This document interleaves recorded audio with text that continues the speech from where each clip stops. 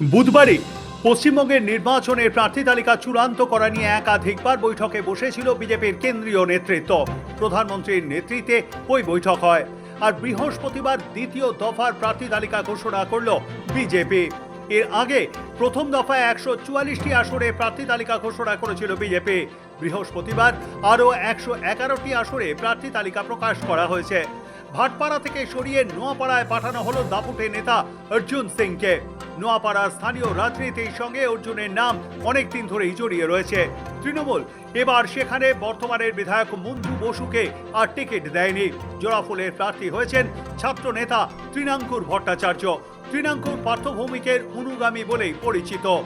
অর্থাৎ নোয়াপাড়ায় আসল লড়াইটা হবে পার্থ বনাম অর্জুনের। এদিকে ব্যারাকপুরে আইনজীবী কৌস্তব বাগচিতেই ভরসা রাখল পদ্ম শিবির।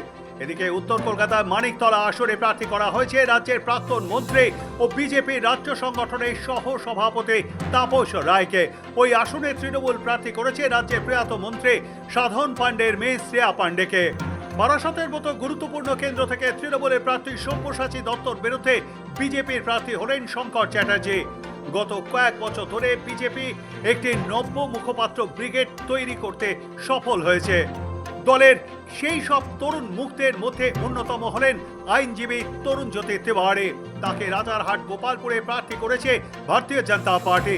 এগরা থেকে লড়বেন শুভেন্দু অধিকারীর ভাই দিব্যেন্দু অধিকারী। এছাড়া পরিচিত মুখের মধ্যে রয়েছেন অভিনেত্রী রূপা গাঙ্গুলি। সোনারপুরে লাভলি মৈত্রর বিরুদ্ধে লড়বেন তিনি। রয়েছেন পাপিয়া অধিকারী। দীর্ঘদিন ধরেই তাঁর টলিপাড়ার সঙ্গে সম্পর্ক। এবার তাকে টালিগঞ্জেই প্রার্থী করা হয়েছে। টালিগঞ্জের বর্তমান বিধায়ক হলেন রাজ্যের মন্ত্রী অরূপ বিশ্বাস। অর্থাৎ টালিগঞ্জের লড়াই হবে অরূপ বনাম পাপিয়া। 24 লোকসভা নির্বাচনে প্রার্থী হলেও জিততে পারেননি নিষেধ প্রামাণিক। 26 আবার তাঁর ওপরেই আস্থা রাখল বিজেপি। মাথাভাঙা আসনে প্রার্থী করা হয়েছে তাকে। গাইঘাটা আসনে প্রার্থী হচ্ছেন ঠাকুরবাড়ির সুব্রত ঠাকুর। টিকিট পেয়েছেন হিরণ চট্টোপাধ্যায়। খড়গপুর সদরে দিলীপ ঘোষের নাম ঘোষণা হতেই জল্পনা চলছিল হিরণকে এবার আদৌ টিকিট দেওয়া হবে কিনা। তবে দ্বিতীয় দফার প্রার্থী তালিকা প্রকাশ হতেই দেখা গেল খড়গপুর সদর থেকে সরিয়ে তাকে এবার হাওড়ার শ্যামপুরে প্রার্থী করা হয়েছে। লোকসভার পর ফের বিধানসভা ভোটে টিকিট পেলেন রেখা পাত্র।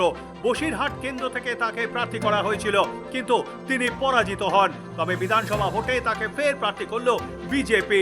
হিঙ্গলগঞ্জ থেকে তাকে প্রার্থী করা হয়েছে। ইন্টালি আসনের প্রার্থী আইনজীবী প্রিয়াঙ্কা টিবরেওয়াল। তবে এই সব নামগুলি প্রত্যাশিতই। সবচেয়ে অপ্রত্যাশিত ও চমক অবশ্যই রাজেশ কুমার। ইঙ্গিত মিলেছিল একদা কলকাতা পুলিশ কমিশনার রাজেশ কুমারকে প্রার্থী করতে পারেন শুভেন্দু শ্রমিকরা। হলোও তাই। উত্তর 24 পরগনার শিল্পাঞ্চল জগদ্দলে প্রার্থী করা হলো অবসরপ্রাপ্ত আইপিএস অফিসার রাজেশ কুমারকে। বৃহস্পতিবার যে 111 জন প্রার্থীর নাম ঘোষণা করা হয়েছে তার মধ্যে রাজেশ কুমারের নাম চমক বটে।